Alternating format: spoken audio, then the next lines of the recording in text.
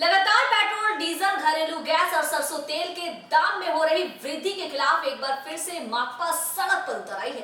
केंद्र सरकार की नीति के खिलाफ नेशनल हाईवे 60 पर स्थित शांति पेट्रोल पंप से एक विरोध रैली निकाली गई, जहां केंद्र सरकार के खिलाफ जमकर आवाज बुलंद की गई। अंडानी अंबानी के घर दीपावली में लाखों के पटाखे फोड़े जाएंगे, पर गरीब के घर में रोशन करने के लिए तेल भी नहीं जुटेगा। ये बातें बुधवार को लगातार पेट्रोल, डीजल, रसोई गैस, सरसों तेल के दाम में हो रही वृद्धि के खिलाफ माकपा द्वारा विरोध प्रदर्शन के दौरान युवा तेज तर्रार माकपा नेता हेमंत प्रभाकर ने कहा। नेशनल हाईवे 60 एनएसबी रोड पर स्थित रानीगंज मारवाड़ी रिलीफ अस्पताल के सामने विरोध प्रदर्शन के दौरान हेमंत प्रभाकर ने कहा कि जिस हिसाब से पेट्रोल, डीजल के दाम मोदी सरकार भारत में रोजाना बढ़ा रही है, उस स्थिति ने महंगाई चरम पर ला दिया है। हालांकि ये स्थिति पड़ोसी मुल्क में नहीं है। सबसे बड़ी बात यह है कि हमारी ममता दीदी भी चुपचाप मुंह बंद कर तमाशा देख रही है। रानीगंज के शांति पेट्रोल पंप से एक विरोध रैली भी माकपा द्वारा बाजार में निकाली गई।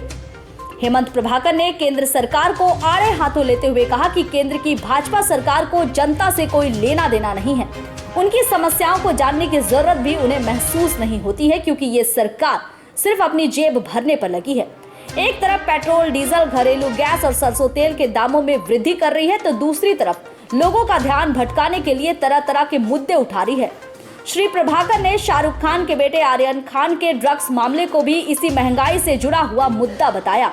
उन्होंने कहा कि जनता का ध्यान मुख्य मुद्दों से भटकाने के लिए केंद्र सरकार हर हथकंडे अपना रही है। अंतर्राष्ट्रीय बाजार में पेट्रोल, डीजल की कीमतों में कमी आई है, जबकि केंद्र सरकार लोगों को बरगलाकर अपनी नाकामयाबी को छिपाने की कोशिश कर रही है। लेकिन ऐसा ज्यादा दिन चलने वाला नहीं है।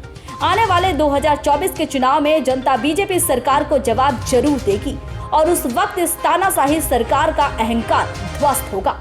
विरोध प्रदर्शन में माकपा की तरफ से रानीगंज के पूर्व विधायक रुनु दत्ता, हेमंत प्रभाकर, सुप्रियो राय, दिवेंदु मुखर्जी, देवीदास बनर्जी, अनुपम कुमार, कृष्णादास गुप्ता मुख्य रूप से उपस्थित थे। पेट्रोल, ডিজেল, রান্নার গ্যাসের উপর অবিলম্বে জিএসটি বসিয়ে তার দাম অর্ধেক করতে হবে। এই পেট্রোল, ডিজেল, রান্নার গ্যাসের উপর জিএসটি বসিয়ে তার দাম অর্ধেক করতে হবে। সবকিছুর উপর জিএসটি বসলো, পেট্রোল ডিজেলের উপর জিএসটি নেই কেন? তৃণমূল বিজেপির সরকার জবাব দাও। कम्युनिस्ट पार्टी मार्क्सवादी रानीगंज एरिया कमेटी की तरफ से आज हम लोग यहाँ पे पेट्रोल, डीजल एवं उसके सहमेत रसोई गैस सभी चीज़ों का जो महंगाई बढ़ रहा है, उसके खिलाफ में आज ये पथसभा का आयोजन हम लोग किए। आप लोग देख रहे हैं कि अडानी अंबानी और शाहरुख खान का बेटा का जो केस में गिरफ्तार हुआ, ड्रग केस में, उसको लेके जैसे बाजार में टीआरपी बढ़ रहा था, पेट्रोल डीजल का दाम भी उसी तरह से मोदी सरकार बढ़ा रहे।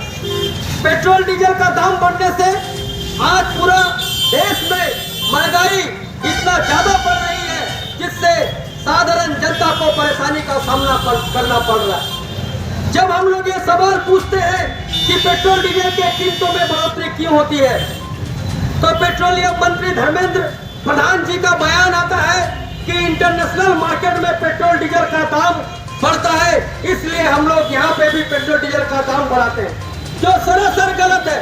आपको पता होना चाहिए कि करीबन 2 साल से इंटरनेशनल मार्केट में पेट्रोल डीजल का दाम उतना नहीं बढ़ा है। अगर हम लोग भारतीय मुद्रा से तुलना करेंगे तो तमाम जो देश है, बांग्लादेश, नेपाल, श्रीलंका, यहाँ तक कि पाकिस्तान में भी भारतीय बाजार में पेट्रोलियम पदार्थों का जो कीमत है, उससे वहाँ पे कम दर में पेट्रोल मिलता है। इंटरनेशनल मार्केट में भारतीय मुद्रा के अनुसार 60 से 65 रुपया से ज्यादा पेट्रोल का कीमत नहीं होना चाहिए। और ये मोदी सरकार हमारा देश में जिस तरह से पेट्रोल पदार्थों का दाम बढ़ा रही है, जिसका असर भारतीय बाजार पर पड़ रहा है एवं महंगाई पर पड़ रहा है। हम लोगों ने सवाल किया था कि आपकी सरकार तो जीएसटी लेके आई है, अगर जीएसटी हर चीज पे लग सकता है, खाने के बिस्कुट पर भी जीएसटी लगता है, दवाई पे भी जीएसटी लगता है। आपको पता होगा जिस प्रेशर के दवाई का दाम 25 पैसा था, आज उसका दाम 10 रुपया 15 रुपया पार कर गया है। पैरासीटामोल से शुरू करके हर दवाई का दाम बढ़ा है। और बाजार, आप सब्जी मंडी में जाओ तो गरीब आदमी का एंट्री उस बाजार में नहीं है। ये क्यों ऐसा है? जब कोरोना महामारी फैला तो हिंदुस्तान के ठेकेदारों ने, अदानी अंबानी ने जिस तरह से देश को लूटना शुरू किया और देश के प्रधानमंत्री मोदी जी के नेतृत्व में डीमोनेटाइजेशन पॉलिसी पाइपलाइन तैयार किया गया।